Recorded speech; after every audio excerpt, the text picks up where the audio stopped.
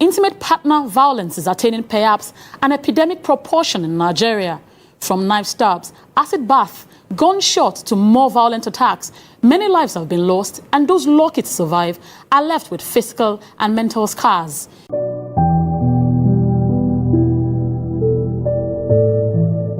Hello, I'm Geraldine Ishiekwene, and this is Life.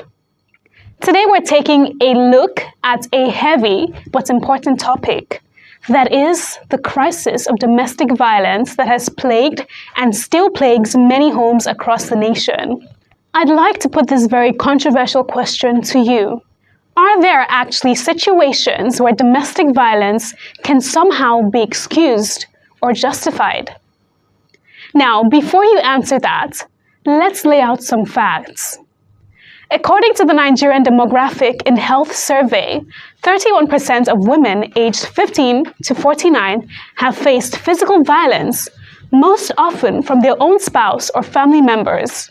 That's nearly 1 in 3 women enduring brutal physical abuse from people who should be protecting them. It gets even worse when you consider that 6.1% have survived sexual violence within their own households, a grave violation of the very sanctity of home and family. The trauma being inflicted behind closed doors is alarming.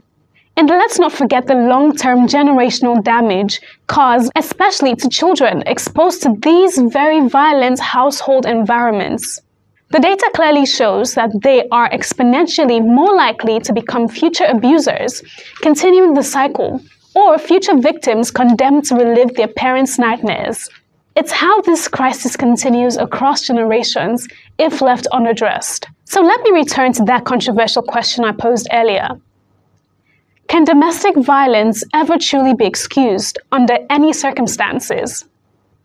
Can we justify it? The answer is a resounding no. We cannot allow such evil to be given any legitimacy whatsoever. I know in some quarters there's still this mentality that domestic conflicts are just private matters, that a husband disciplining his wife or vice versa is somewhat permissible to a degree. But that line of thinking is flat out unacceptable and only serves to encourage abusers while enabling violence to persist unchallenged. Domestic violence is not some internal family affair to sweep under the rug. It's a public emergency, a human rights crisis that demands an all-hands-on-deck response and collective action rooted in protecting the dignity and safety of every Nigerian household.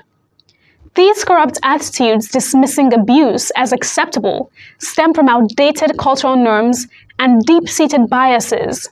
Domestic violence is not some internal family affair to sweep under the rug.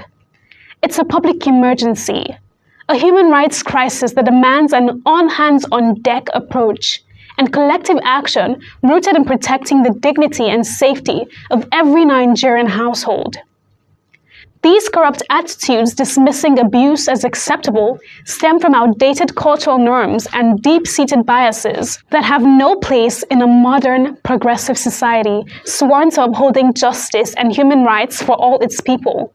The sad reality is that for all our nation's laws prohibiting domestic violence, like the Violence Against Persons Act, enforcement on the ground remains unfathomable due to systemic lack of resources, insufficient training, and those very same regressive sociocultural attitudes among officials meant to uphold these protections.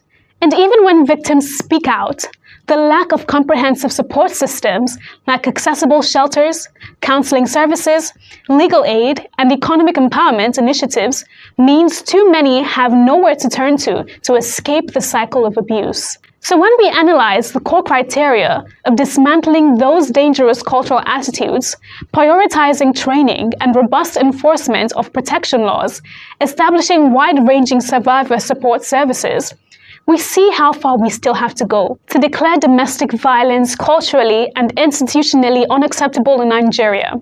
We're essentially leaving millions vulnerable to living in pits of terror, rather than the loving, safe, mutually respectful households that should be the foundation of a healthy society. And perhaps most tragically of all, We're exposing younger generations to dramatic experiences that breed cycles of violence that are near impossible to break without intervention. How can we claim to value family while turning a blind eye as children are groomed to become future victims or abusers themselves? It's a sobering reality check that moves us to this conclusion. There is no situation, no excuse that could ever justify the anguish, dehumanization, and multi-generational impact brought about by domestic violence. Not cultural, not religion, not pressures like poverty or substance abuse. Nothing gives anyone the right to abuse their spouse, children, or relatives. So we as a nation must find the zeal and courage to condemn this menace unapologetically, while holding ourselves and our leaders accountable for behaviors, beliefs, and systemic failures that empower it.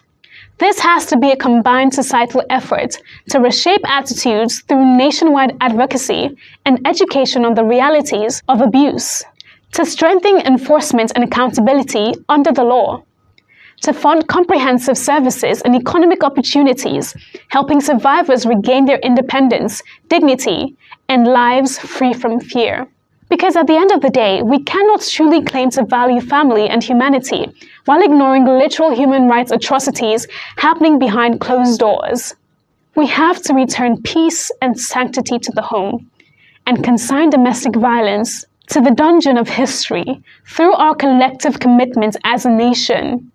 Our future depends on breaking these cycles and restoring love to our homes. We can and we must. Humanity demands it.